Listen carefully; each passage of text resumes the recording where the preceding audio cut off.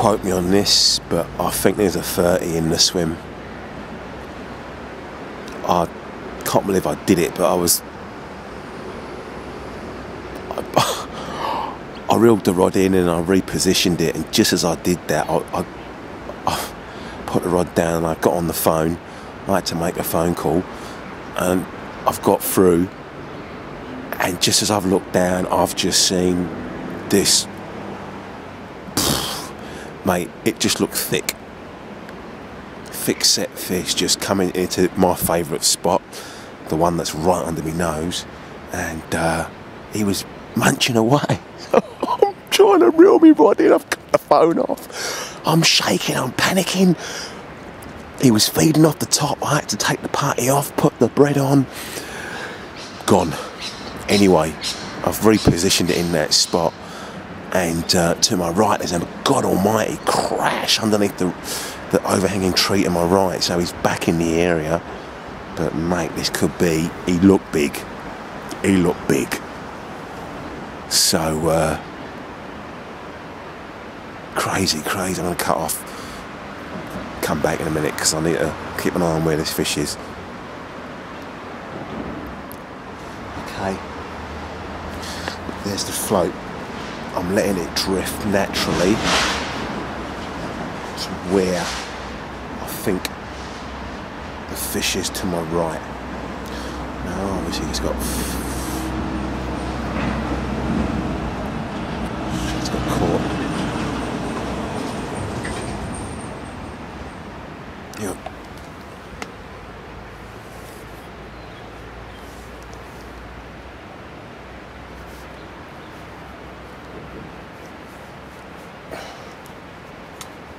Right, there you go.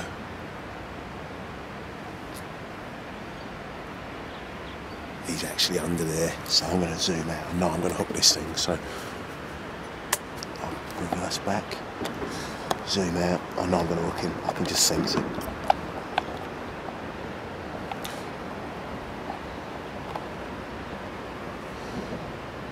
There you go. I think he's taking the line, or is he?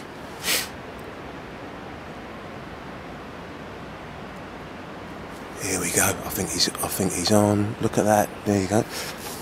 Oh.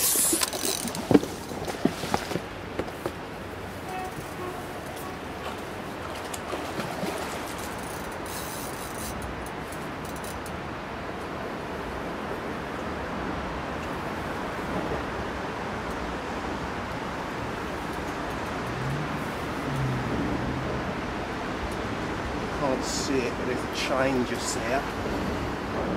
Or it's a mirror. It's a mirror.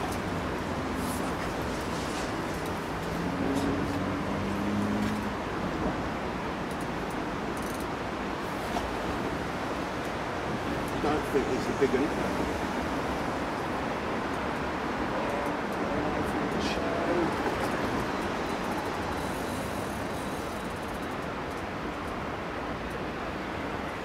Oh, he's away. Excellent.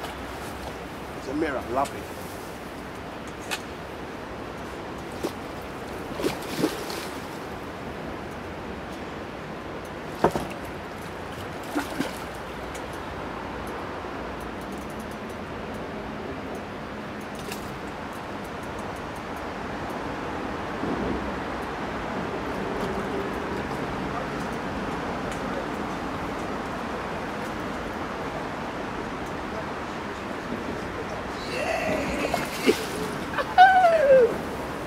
I'm well chuffed. I am well chuffed.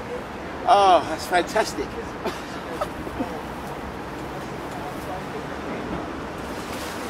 It's a mirror. Beautiful.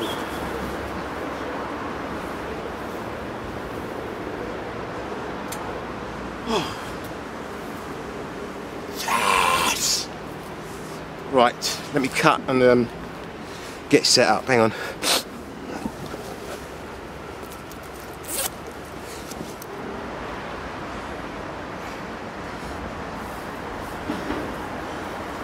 Here we go.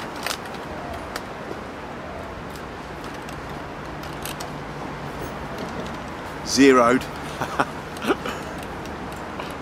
She's not a whopper. She's 14.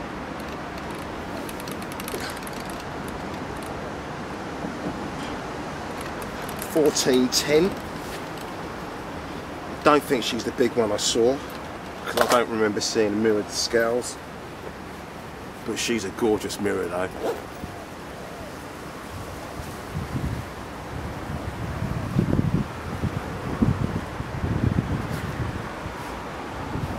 Chat, eh? Now you can behave yourself. She was angry in the net. Let's see if she's gonna play with us calmly for the mirror, for the camera. Oh, there you go. Lovely. Chat, eh? Beautiful mirror. Look at that. I am double chuffed. Don't often come by them in Australia, although I've caught a few, but this has got to be up there. Let's get the other side actually.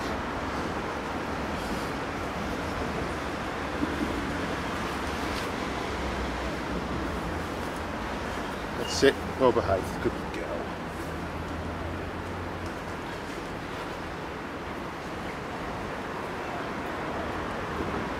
Go.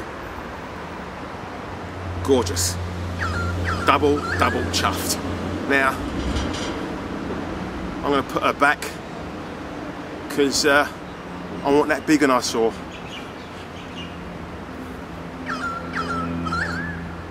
Okay, let's just do that straight off the bat.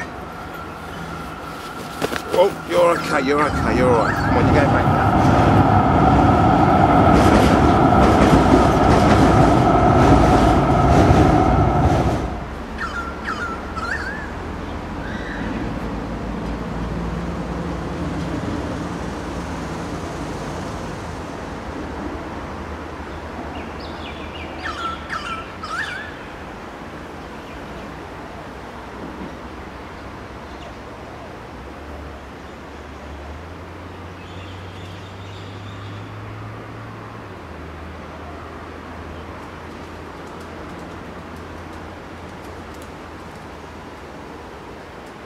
Here she goes.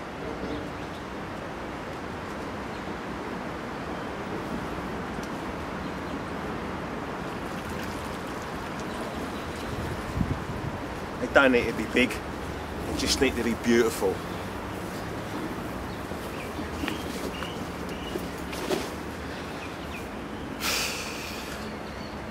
Chuffed.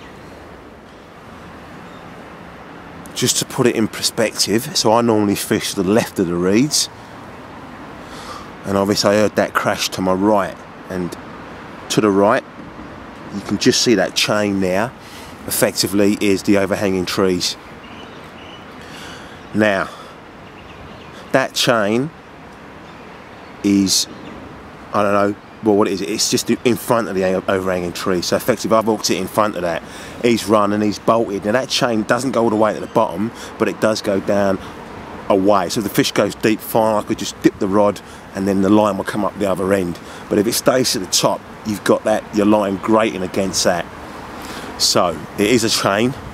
Effectively what it was is the guy that owns this little bit of land here, which is public still, but obviously the step was a gate behind me. He used to what do you call it? He used to moor his boat here. But what happened is that I'll just zoom out.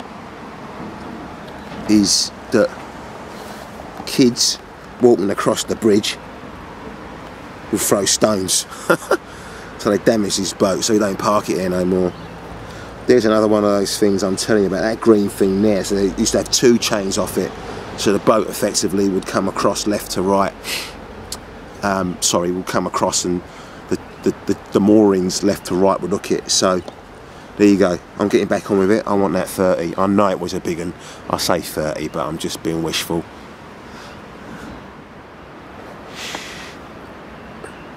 All right, I'm back in the in my favourite spot, which is literally just that bit that's under the step on the left hand side. You can just see me float there. Alright, since I was last here, the reeds have grown, so they're all really obscuring the angle, and I don't really want to get too close, because just to get the shot, because I'll start freaking the fish out. So yeah, pretty fish that was, really nice.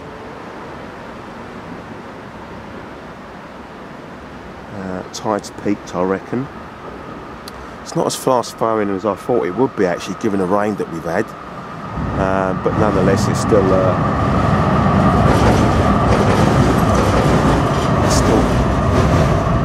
tram, still holding its own. So we'll see.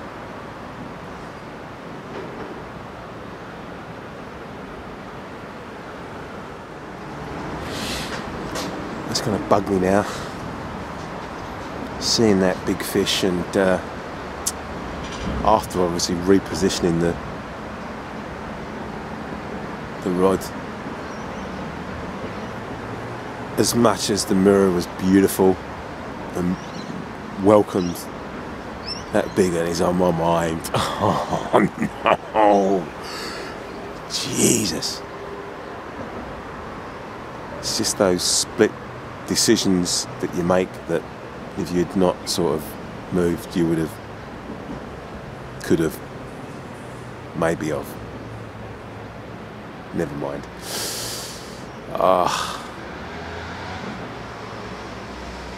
Don't know why I feel gutted, actually. I caught a nice fish. I suppose because I know I've got to pack up in a minute, so I have to go to work, I've got stuff I've got to do. And yeah, never mind. I spoke in the other video about, what was that one? That was the leaning tree swim. About the 3 swims I'm focusing on this spring, summer, autumn. Well, this is obviously the 3rd. Reason being is it's obviously when we have those downpours, the flow can get quite hard and makes fishing the bottom from the other 2 swims difficult. So this is a nice place to come. If you're having a hard time, you stand a good chance to get a bend in your rod.